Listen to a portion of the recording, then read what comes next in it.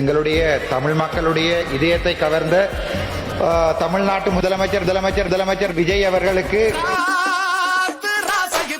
இலங்கை தமிழன் அடக்கப்பட்ட தமிழன் என்ற ஒரு தமிழ் குரலாக பாராட்டுகளை தெரிவித்துக் கொண்டு இந்த வசனத்தை கேட்கறதுக்கு எனக்கு மிகவும் சந்தோஷமா இருக்குமா நினைக்கிறேன். நாளைக்கு இலங்கையிலிருந்து இன்று வரைக்கும் எங்களுடைய அண்ணன், என்னுடைய சொந்த அண்ணன் மாதிரி பார்க்கக்கூடிய என்னுடைய அண்ணன் திரு ஜோசப் விஜய் அவர்கள் நாளைய தினம் தமிழ்நாட்டின் வரலாறு காணாத ஒரு வெற்றியோட எம்ஜிஆருக்கு அடுத்தபடியாக அது வந்த உடனே அவர் செய்வார நாங்க எதிர்பார்க்கல.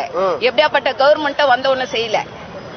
கணக்கு வழக்கு பார்க்கணும், கவர்மெண்ட்ல எவ்வளவு கடன் இருக்குதுன்னு பார்க்கணும். வந்த உடனே அந்த பையன் நல மேல நாங்க சுமத்த தயாரா இல்ல. புரியுதா?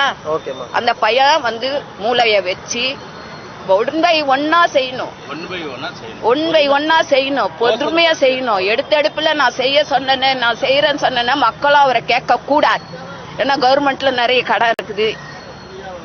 ஆதரவு எம்எல்ஏக்களின் முழு பட்டியலை தந்தால்தான் ஆட்சி அமைக்க அழைப்பு என்று ஆளுநர் மாளிகை தரப்பிலிருந்து தெரிவிக்கப்பட்டிருப்பதாக தகவல் வெளியாகி இருக்கிறது.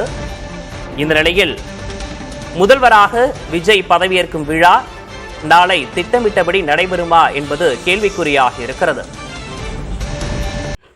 எஸ் மக்களே, எல்லோருடைய விருப்பப்படி அண்ணா ஒரு பெரும்பான்மையோட லீடிங் பார்ட்டியாக வந்துட்டார். ஆனாலும் சில சட்ட சிக்கல்கள், அது பெரும்பான்மை நிரூபிக்கணும் அப்படின்னு சொல்லி இப்போ ஆல்ரெடி 113 வந்துட்டார். இன்னொரு 6 சீட்ஸ் தான் அதுக்காக போராடிட்டு இருக்காரு. எல்லாருக்கிட்டையுமே லெட்டர் அனுப்பிட்டு இருக்காரு. இருந்தாலும் இதற்கு இடைப்பட்ட காலத்தில் சிலர் வேறு மாதிரியெல்லாம் பேசிக்கிறதும், எந்த கட்சி வேண்டான்னு புறக்கணிச்சாங்களோ அதே ஆட்சிக்கு வரன்னு பொருளியை கிளப்புறதும். ஸோ 10th வரைக்கும் பார்த்துட்டு சுப்ரீம் கோர்ட் நாடுவாங்க. ஆளுநருக்கு இதை பெரும்பான்மை நிரூபிக்க வேண்டிய அவசியம் இல்லை. As per supreme court order படி சட்டசபையில் நிரூபித்த போதும் எது நடந்தாலும் நல்லதே நடக்கும்னு யோசிக்கலாம். இவ்வளோ சோதனை கடந்து வந்தவர் எதையும் கடந்து வந்துட நம்புவோம். நம்ம எல்லோருடைய ஆதரவும் அவர் கடைசி வரைக்கும் இருக்கணும்.